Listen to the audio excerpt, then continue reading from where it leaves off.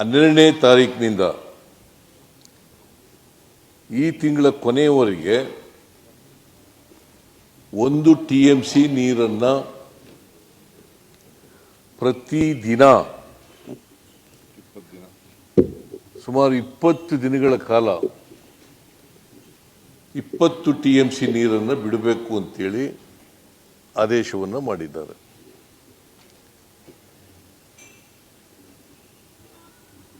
ನಾವು ಜೂನ್ ತಿಂಗಳಲ್ಲಿ normal ಇಯರ್ನಲ್ಲಿ 9.14 TMC ನೀರನ್ನು ಬಿಡಬೇಕಾಗಿತ್ತು. ಆಮೇಲೆ ಜುಲೈ ತಿಂಗಳಲ್ಲಿ ನಾವು ಬಿಡಬೇಕಾಗಿರ್ತಕ್ಕಂಥದ್ದು 31.24 TMC ನೀರನ್ನು ಬಿಡಬೇಕು. ಸೊ ಆಲ್ ಪುಟ್ ಟುಗೆದರ್ ಸುಮಾರು 40.43 TMC ನೀರಾಗುತ್ತೆ, ಅಷ್ಟು ಬಿಡಬೇಕು. ಆದರೆ ನಾವು ಇಲ್ಲಿವರೆಗೆ ಬಿಟ್ಟಿರ್ತಕ್ಕಂಥದ್ದು 5 TMCಗೂ ಹೆಚ್ಚು ನೀರನ್ನು ಬಿಟ್ಟಿದ್ದೀವಿ. ಜುಲೈ ಎಂಡವರೆಗೆ 40 TMC ಬಿಡಬೇಕು, 40 TMC ಬಿಡಬೇಕು. ನಾವು ಬಿಟ್ಟಿರ್ತಕ್ಕಂಥದ್ದು ಇಲ್ಲಿವರೆಗೆ. ನಾವು 12ನೇ ತಾರೀಕು ಮೀಟಿಂಗ್ ಮಾಡಿದೆವು. ನಮ್ಮ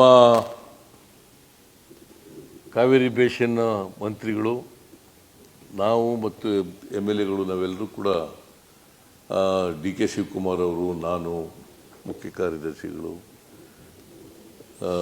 ಜಲಸಂಪನ್ಮೂಲ ಇಲಾಖೆ ಅಧಿಕಾರಿಗಳು ಎಲ್ಲರ ಜೊತೆ ಕೂಡ ಮಾತಾಡಿ 12ನೇ ತಾರೀಕು ನೀರು ಬಿಡೋದು ಬೇಡ ಅಂತ ತೀರ್ಮಾನ ಮಾಡಿದ್ರು.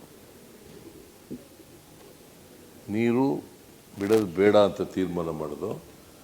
ಮತ್ತೆ ಆಲ್ ಪಾರ್ಟಿ ಮೀಟಿಂಗನ್ನು ಕರೀಬೇಕು ಅಂತೇಳಿ ಅವತ್ತೇ ತೀರ್ಮಾನ ಮಾಡಿದ್ರು. ಸರ್ವ ಪಕ್ಷಗಳ ಸಭೆಯನ್ನು ಕರೀಬೇಕು ಅಂತೇಳಿ ಅವತ್ತೇ ತೀರ್ಮಾನ ಮಾಡಿದ್ರು. ಮತ್ತೆ ಕಾವೇರಿ ವಾಟರ್ ಮ್ಯಾನೇಜ್ಮೆಂಟ್ ಅಥಾರಿಟಿ ಮುಂದೆ ಅಪೀಲ್ ಹಾಕಬೇಕು ಅಂತ ತೀರ್ಮಾನ ಮಾಡಿದ್ರು. ಹಾಗಾಗಿ ಇವತ್ತು ಸರ್ವ ಪಕ್ಷಗಳ ಸಭೆಯನ್ನು ಕರೆದಿದ್ದರು.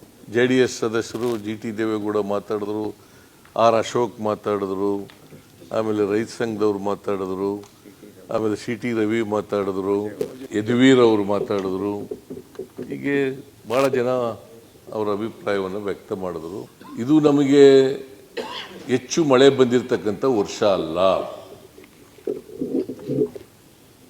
63% ನಮ್ಮ ಜಲಾಶಯಗಳು, ಕಾವೇರಿ ಬೇಸಿನ್ನಲ್ಲಿರ್ತಕ್ಕಂಥ 4 ಜಲಾಶಯಗಳಲ್ಲಿ 63% ಮಾತ್ರ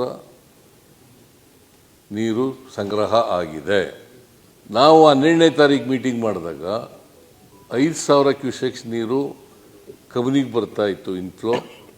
ನಾವು ಅಷ್ಟೇ ನೀರನ್ನು ಹೊರಗಡೆ ಬಿಡ್ತಾ ಇದ್ದೋ. ಸೊ ಬಿಳಿಗೊಂಡ್ಲು ಹತ್ರ ಸುಮಾರು 5,000 ಕ್ಯೂಸೆಕ್ಸ್ ನೀರು ಹರಿದು ಹೋಗ್ತಾ ಇತ್ತು. ಆಮೇಲೆ ಕಬಿನಿನಲ್ಲಿ ನಿನ್ನೆ ಮತ್ತು ಮೊನ್ನೆ